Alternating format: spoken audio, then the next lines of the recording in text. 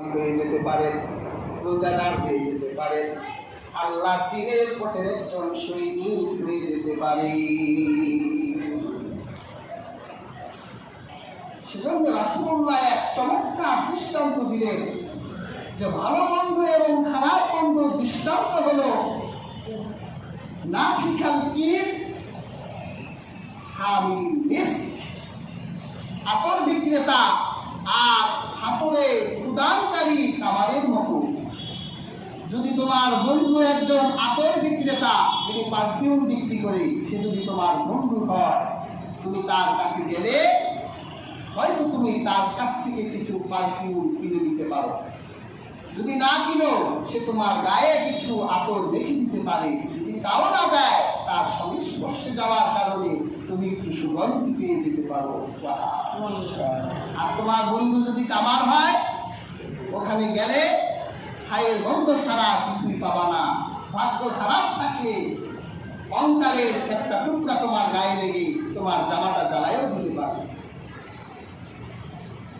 সেই জন্য পেয়ার হাজিরিন,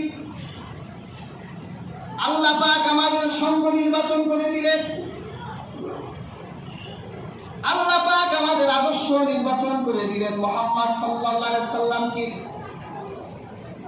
আর রাসূলুল্লাহ কেমন ব্যক্তি ছিলেন, আল্লাহ পাক কুরআনে রাসূলুল্লাহ সেই মহান চরিত্রের কথা বললেন, ওয়া ইন্নাকা লাআলা খুলুকিন আযীম। আর আপনি তো মহান চরিত্রের অধিকারী। সুবহানাল্লাহ। পেয়ার হাজিরিন, আজকের আলোচিত আয়াতের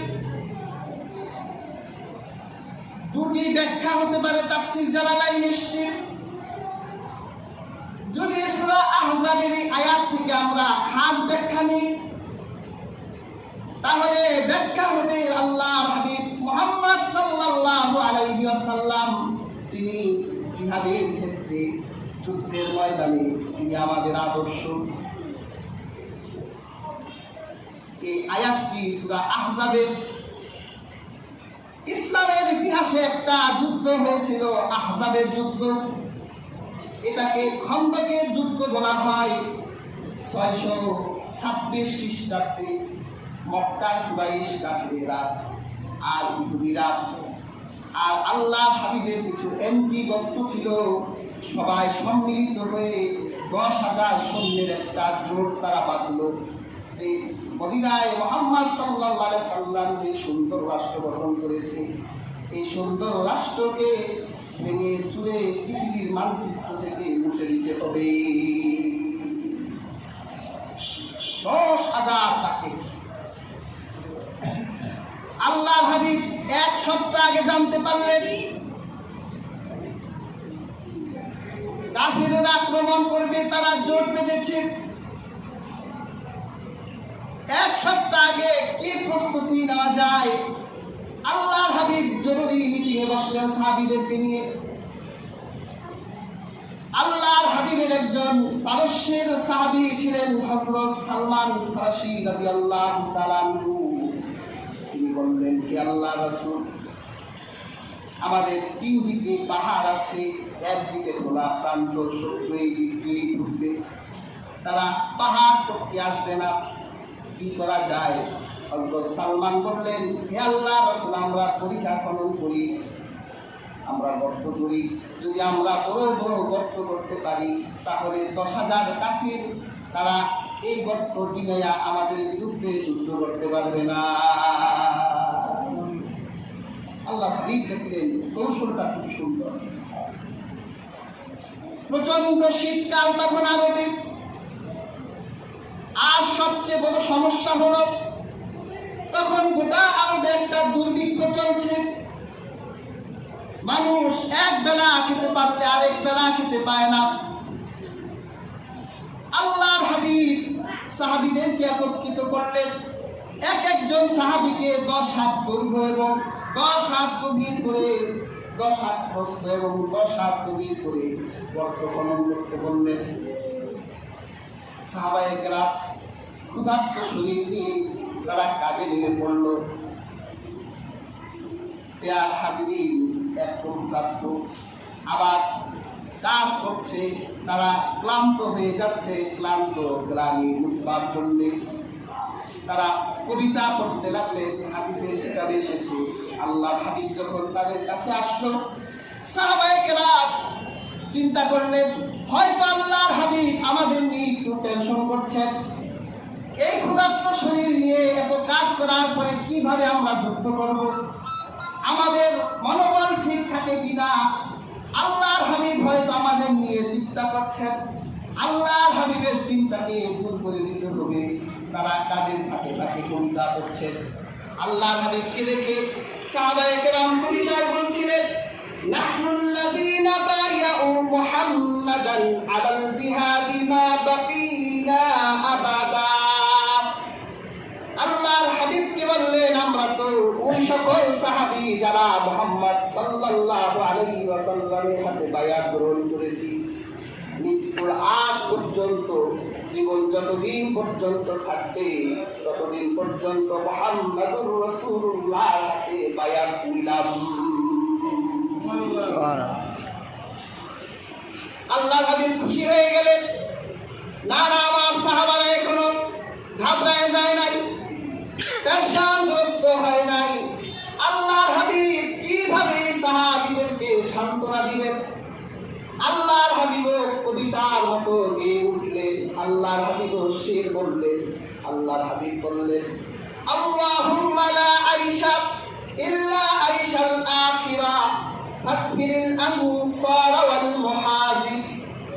হে আল্লাহ, দুনিয়ার আরাম কোনো আরাম নয়, আখিরাতের আরামের কাছে। হে আল্লাহ, আমার এই সাহাবীদেরকে আপনি ক্ষমা করে দেন। সাহাবীদেরকে যাতে চাইলে কষ্ট করছো, এই কষ্ট কোনো কষ্ট না, আখিরাতে আল্লাহ তোমাদের জন্য মহা আনন্দ রেখে দিয়েছে। সুবহানাল্লাহ। একটা পাথর পড়ল, 1000 সাহাবী কাজ করছে, এই পাথর তো কেউ ভাঙতে পারে না। আল্লাহর হাবিবকে ডাকা হলো, আল্লাহর হাবিব একটা মুজিজা দেখাই দিলেন এই পাথরের উপর, 3টা বাড়ি দিলেন এই পাথরের গায়ে। আর রাসূলুল্লাহ তখন সেই সুপার পাওয়ার দেশগুলোর কথা বললেন যে এই দেশগুলো আমাদের পায়ের নিচে চলে আসবে। রাসূলুল্লাহ 3টা বাড়ি দিলেন, পাথর ভেঙে চৌচির হয়ে গেল। তখন সাহাবারা আল্লাহর হাবিবের দিকে দৃষ্টি দিয়ে দেখলেন রাসূলুল্লাহ সাল্লাল্লাহু আলাইহি ওয়াসাল্লামের পেটের ভিতরে 3টা পাথর বাঁধা। ক্ষুধার্ত রাসূল আল্লাহর হাবিবের সাহাবী হযরত জাবির এটা দেখলেন, মনটার ভিতরে মন কষ্ট পেলে আল্লাহর হাবিবের কাছে এসে বলল ইয়া রাসূলুল্লাহ, ক্ষুধার যন্ত্রণায় ভুগছি, এই যে দেখেন আমার পেটে একটা পাথর বাঁধা। আল্লাহর হাবিব বলল দেখো আমার পেটের ভিতরে 2টা পাথর বাঁধা, কোনো বর্ণনায় 2 পাথর, কোনো বর্ণনায় 3টা পাথর। হযরত জাবির এমন কষ্ট পেলেন, বাড়িতে গেলেন, স্ত্রীকে বললেন আমাদের ঘরে খাবারের কিছু আছে।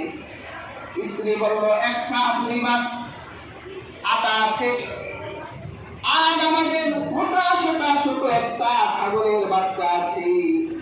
হযরত জাবির বলল বাচ্চাটা আনো, বাচ্চাটা জবাই করা হলো, আর খামির তৈরি করো, রাহমাতুল লিল আলামিনকে আজকে এশারের নামাজের পরে আমার বাড়িতে যাওয়া। রাসূলুল্লাহ কষ্ট আর সহ্য করছে না। জাবিরের বউ বলল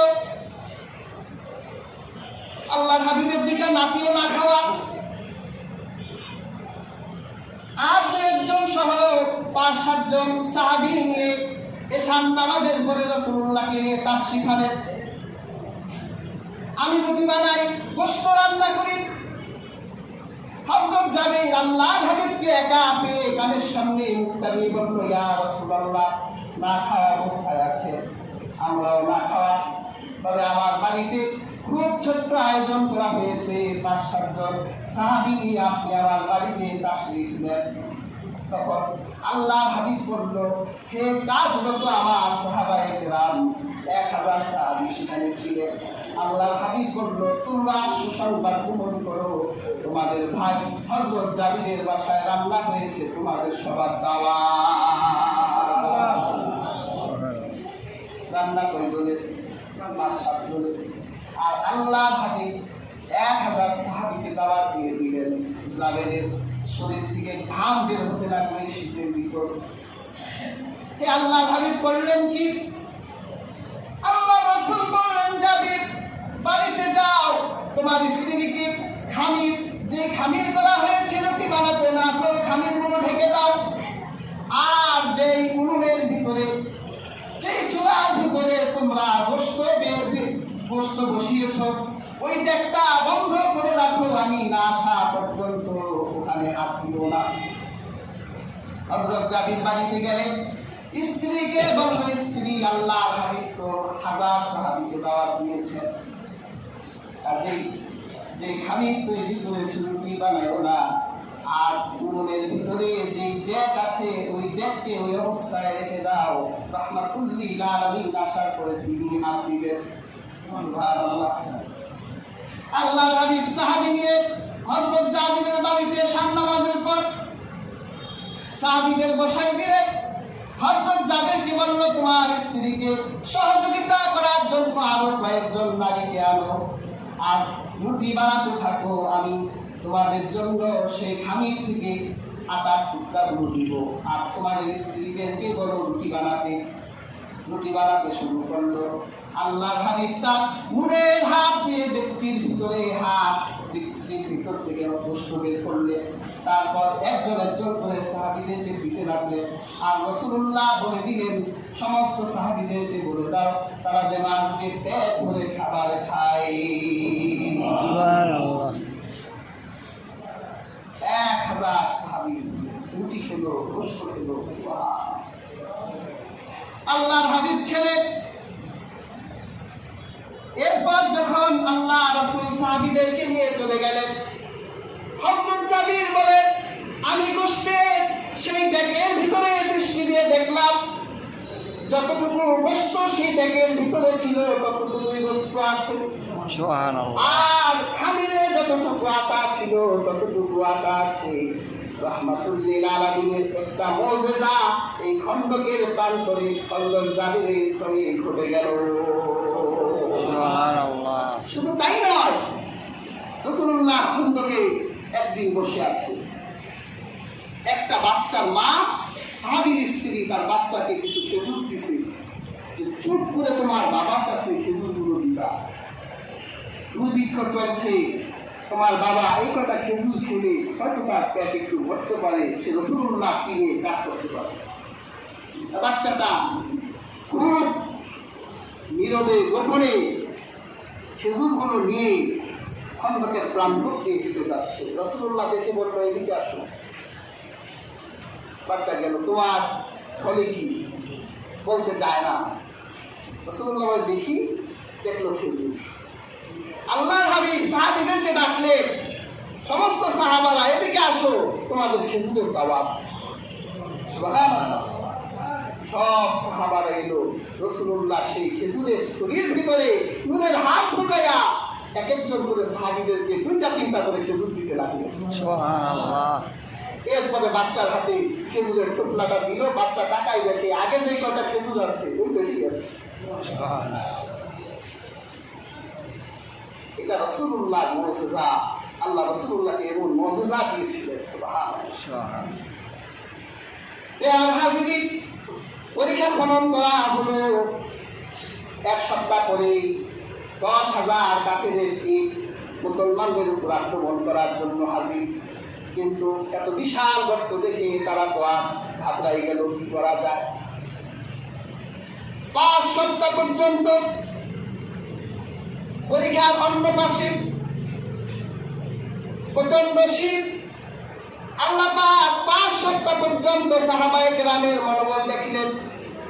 কোন সাহাবার ভিতরে ক্লান্তি নাই।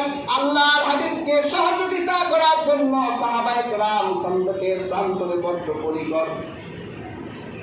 এরপর আল্লাহ এমন মুসিবত দিলেন, এমন বিজয় দিলেন। 5 সপ্তাহ পর রাতের বেলা এমন সত্য প্রবাহ দিলেন যে ওই সত্য প্রবাহে ওরা আর মদিনায় টিকতে পারল না। রাতের বেলা 10,000 কাফিরেরা খন্দকের প্রান্তর ছেড়ে পালায়ে চলে গেল। আল্লাহ পাক আজকের আলোচিত আয়াতের যদি খাস ব্যাখ্যা করি, আল্লাহ পাক বুঝাতে চাইলেন যে আমার হাবিব যুদ্ধের ময়দানে যেমন একজন দুর্দান্ত সেনা ছিলেন, আর তার সেনাবাহিনীতে যেই সাহাবায়ে কেরাম তাকে যেইভাবে আদর্শ মেনেছে, তোমরাও জিহাদের ক্ষেত্রে যুদ্ধের ক্ষেত্রে রাসূলুল্লাহ সাল্লাল্লাহু আলাইহি ওয়াসাল্লামকে এইরকম আদর্শ মানো। যদি তোমরা এইরকম আদর্শ তোমরা রাসূলুল্লাহকে মানতে পারো, তাহলে যুদ্ধের ময়দানে অবতীর্ণ হওয়ার পর শত্রু শিবিরের ভয় তারা পরিচিত হয়ে যাবে। আজকে আমরা রাসূলুল্লাহকে জিহাদের ক্ষেত্রে সৈনিক মানি না, আদর্শ মানি না। যাদেরকে আদর্শ মানি দেখি তারাই আগে পালায় যায়।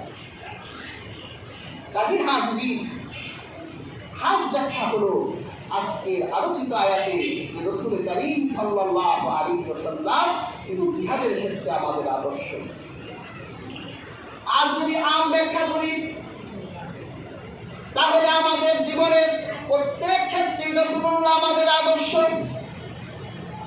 ব্যক্তি জীবন, পারিবারিক জীবন, সামাজিক জীবন, রাষ্ট্র জীবন, আন্তর্জাতিক জীবন, জীবনের প্রত্যেক ক্ষেত্রে রাসূলুল্লাহ আমাদের আদর্শ।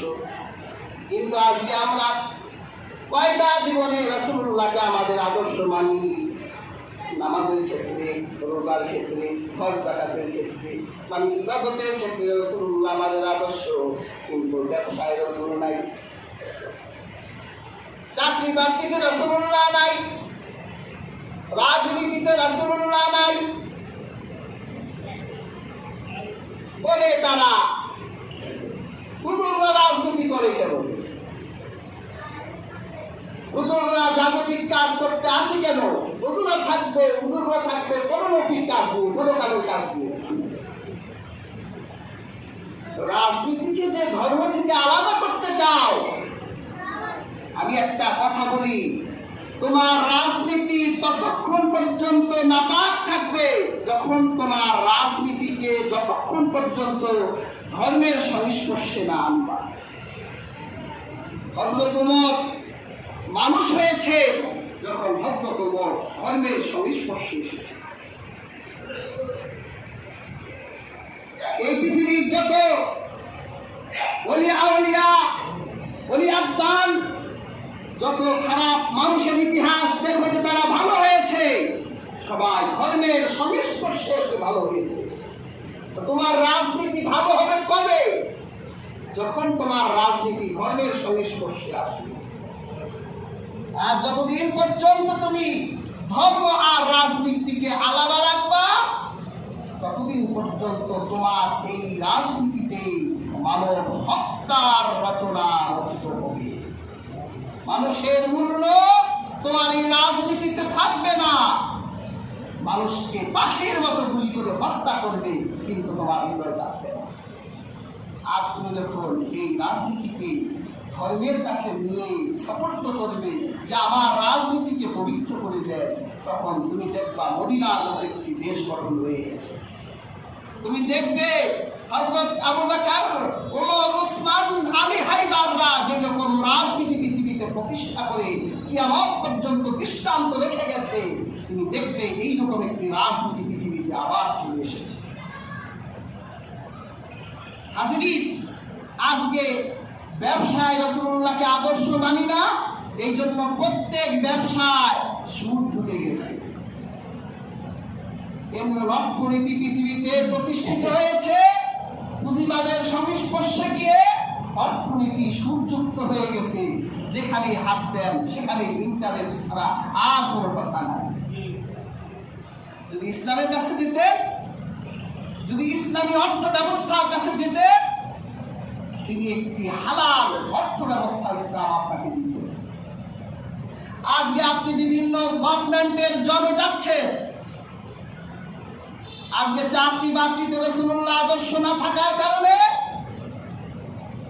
সরকারি কর্মকর্তা, গাড়ির ড্রাইভারও কোটি কোটি টাকার মালিক হয়ে যাচ্ছে দুর্নীতি করে। কেন? কারণ তার চাকরিতে রাসূলুল্লাহর আদর্শ নেই।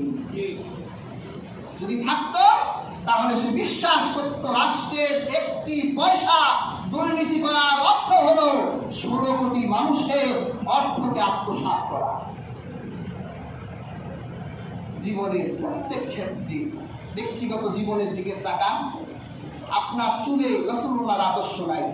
চুলের আদর্শ নিয়েছেন মেসি আর নেইমার, আর নতুন নতুন যত ভাষণের চুল আসে বামনের মতো চুল রাখে, সাদা কালো নীল লাল চুলের যে এত বাহারি রং, গেঞ্জি একটা পরে, মানে আদর্শ যে তার গেঞ্জি পরে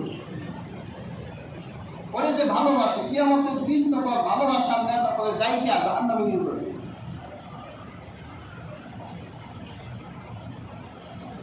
ব্যক্তিগত জীবনেও আমরা রাসূলুল্লাহর আদর্শ ছেড়ে দিয়ে তাদেরকে যে আদর্শ বানিয়েছি, তাদের চরিত্রের চর্চা করে আমরা আমাদের ঈমান, আমাল এবং মনুষ্যত্বকে নষ্ট করে দিচ্ছি।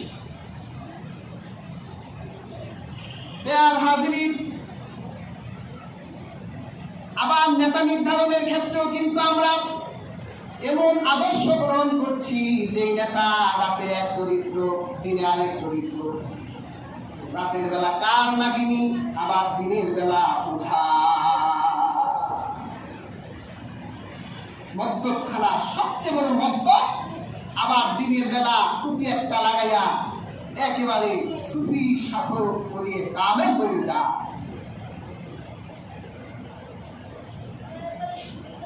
আর মুহাম্মদ সাল্লাল্লাহু আলাইহি সাল্লাম কেমন আদর্শ আল্লাহ তো নির্বাচন করে দিলেন। আদর্শটা কেমন আদর্শ! ছোট্ট একটা শিশু থেকে রাস্তার পাগল পর্যন্ত সবার আদর্শ হলো মুহাম্মদ সাল্লাল্লাহু আলাইহি সাল্লাম। দুই একটা দৃষ্টান্ত দেই। আল্লাহ পাক কুরআনে তার রাসূলুল্লাহকে ছোটবেলায় ছোটদের জন্য আদর্শ আল্লাহ কুরআন কারিমে বলেন, আলাম ইয়াজিদকা ইয়াতীমান ফাআওয়া ওয়া ওয়াজাদাকা দাল্লান ফাহাদা। হে রাসূল, আমি কি আপনাকে এতিম রূপে পাই নাই? অতঃপর আমি আপনাকে পথের দিশা দিয়েছি। এই আয়াত থেকে বোঝা যায় রাসূলুল্লাহ জন্মের পর থেকে আমার আল্লাহর আশ্রয় ছিল। তো পৃথিবীতে যে অনেকে বলে যে মুহাম্মদ সাল্লাল্লাহু আলাইহি সাল্লামের নবুয়তের আগের জীবন এটা ধর্তব্য নয়, তিনি নবুয়তের পরে এই জীবনটাই ধর্তব্য, তাহলে রাসূলুল্লাহ নবুয়তের পূর্ব জীবনটা প্রশ্নবিদ্ধ ছিল। এটা বোঝাতে চাইলে আপনি তো কোরআনের আয়াতের সাথে বিশ্বাসঘাতকতা করলেন।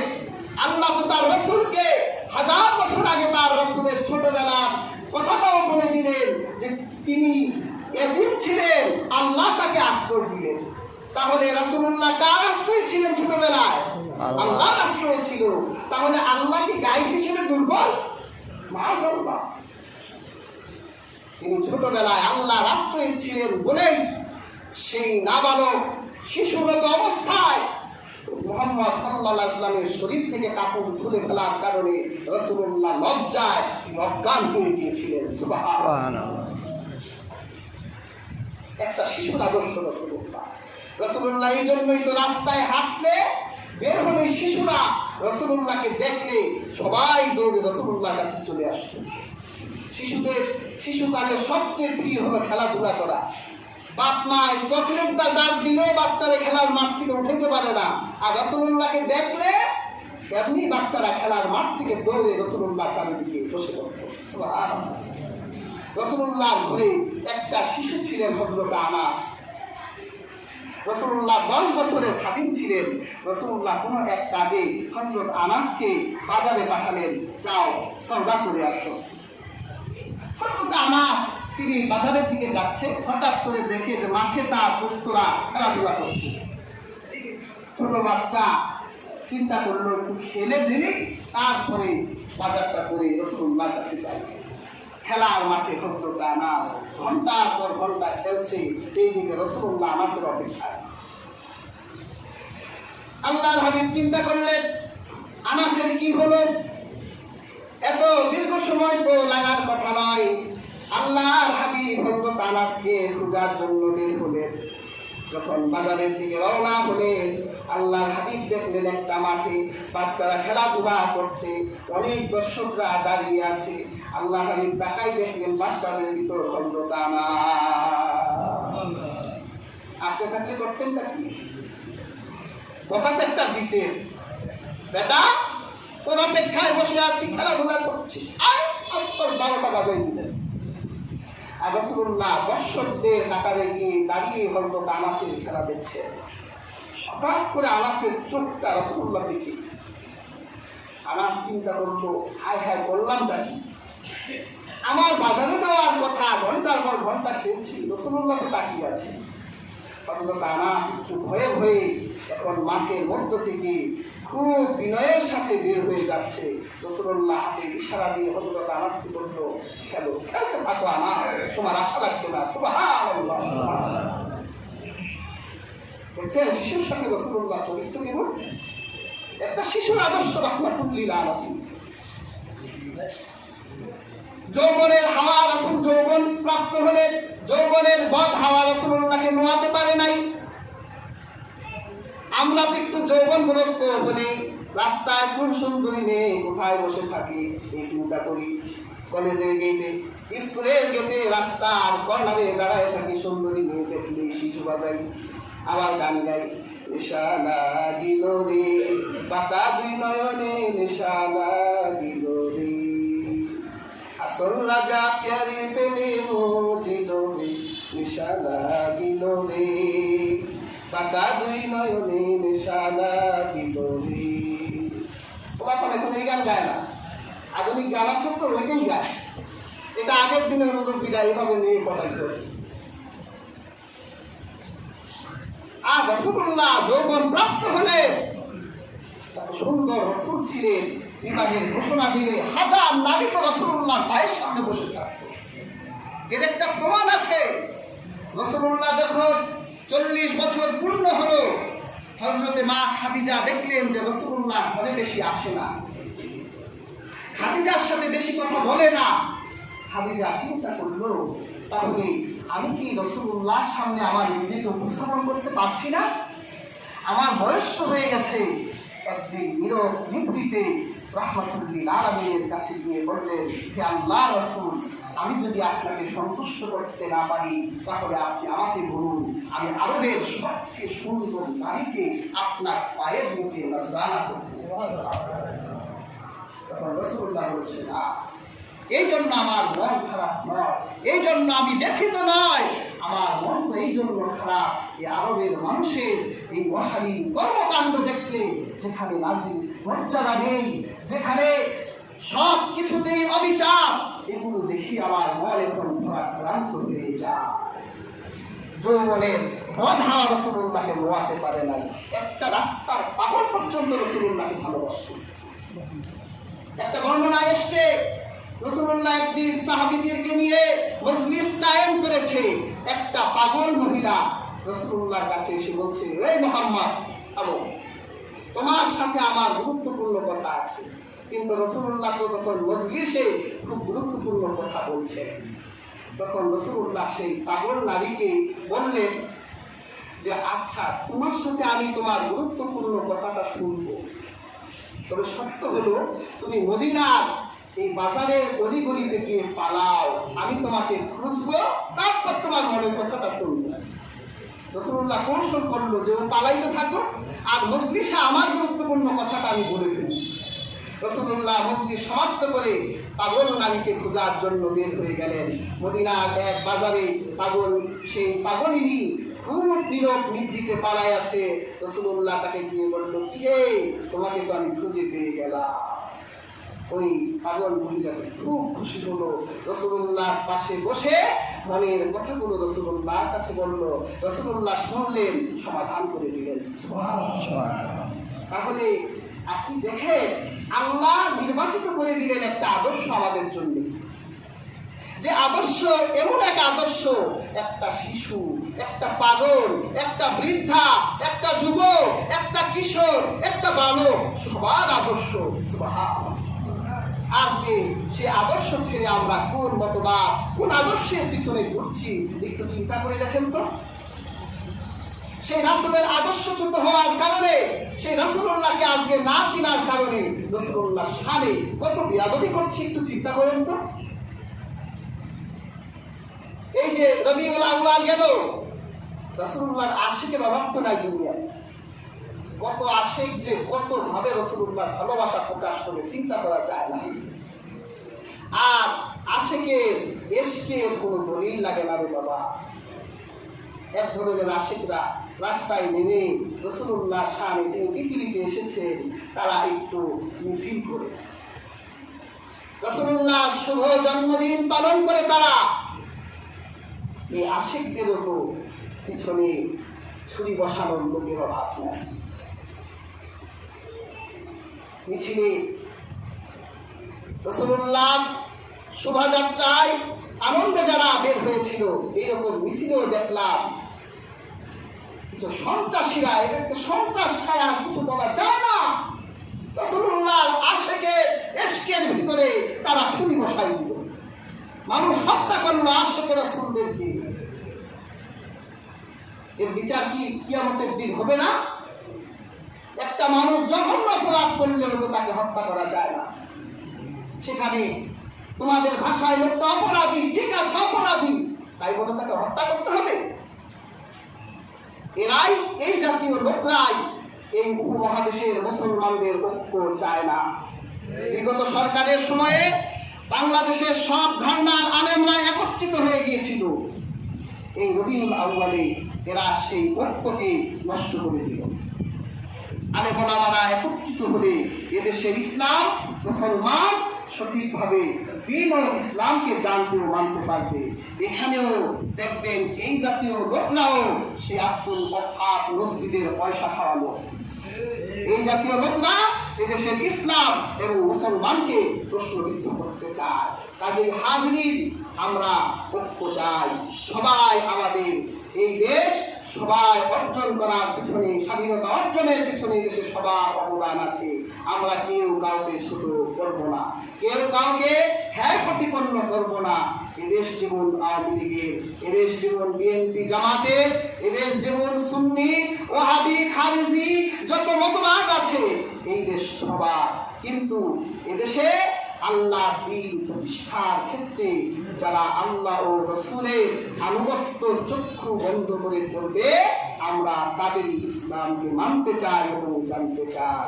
আল্লাহ তাআলা আমাদের প্রত্যেককে রাসূলুল্লাহর সেই আদর্শের সৈনিক হিসেবে কবুল করুন।